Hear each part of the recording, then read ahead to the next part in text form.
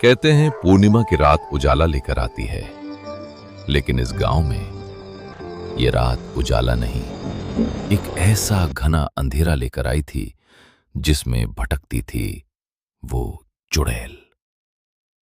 गांव वाले सदियों से मानते आए थे कि इस काली पूर्णिमा की रात वो चुड़ैल गांव की गलियों में घूमती है, और आज की रात वो फिर आने वाली थी। सोहन, तूने सभी गांव वालों को सावधान कर दिया है ना? याद रखना, आज रात गांव का कोई भी इंसान घर की दहलीज नहीं लांघेगा। हाँ मुखिया जी, हमने हर घर तक बात पहुंचा दी है। कोई भी आज रात बाहर पैर नहीं रखेगा, आप निश्चिंत रहिए।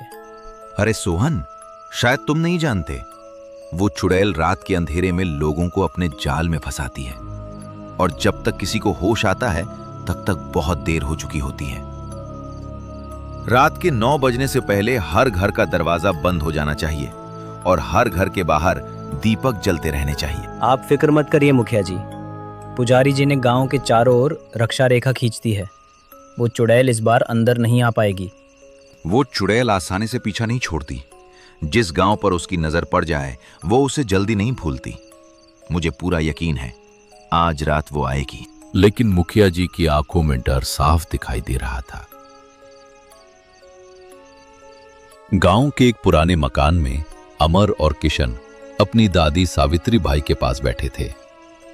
लालटेन की लौ कांप रही थी, जैसे उसे भी किसी अनजान मौजूदगी का एहसास हो। अमर, आज सभी दरवाजे खिड़कियां कस कर बंद कर देना। आज की रात हवा में कुछ अजीब है।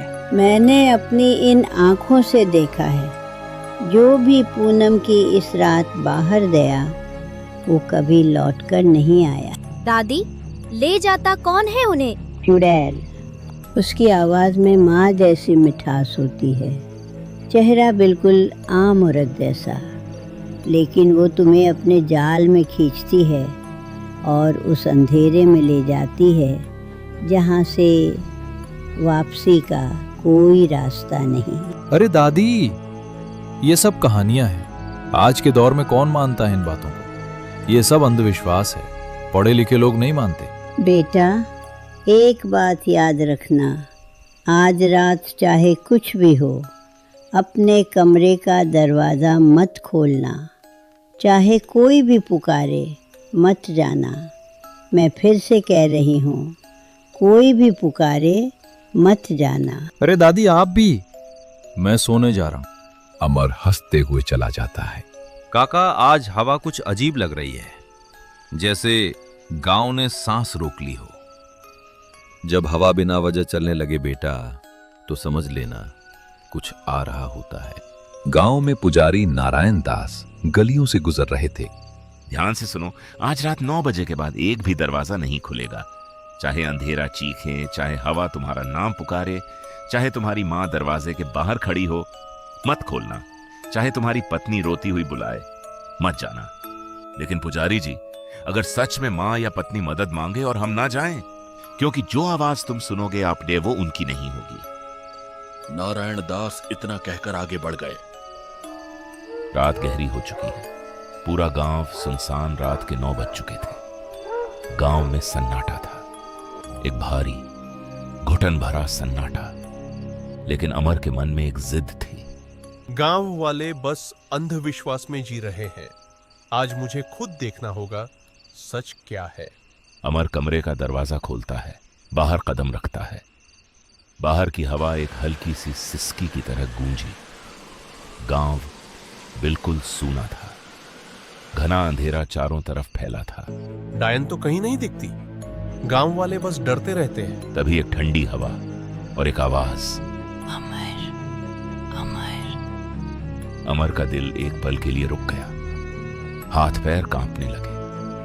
उसने देखा, बरगद के पेड़ के नीचे एक औरत खड़ी थी, बिल्कुल शांत, बिल्कुल।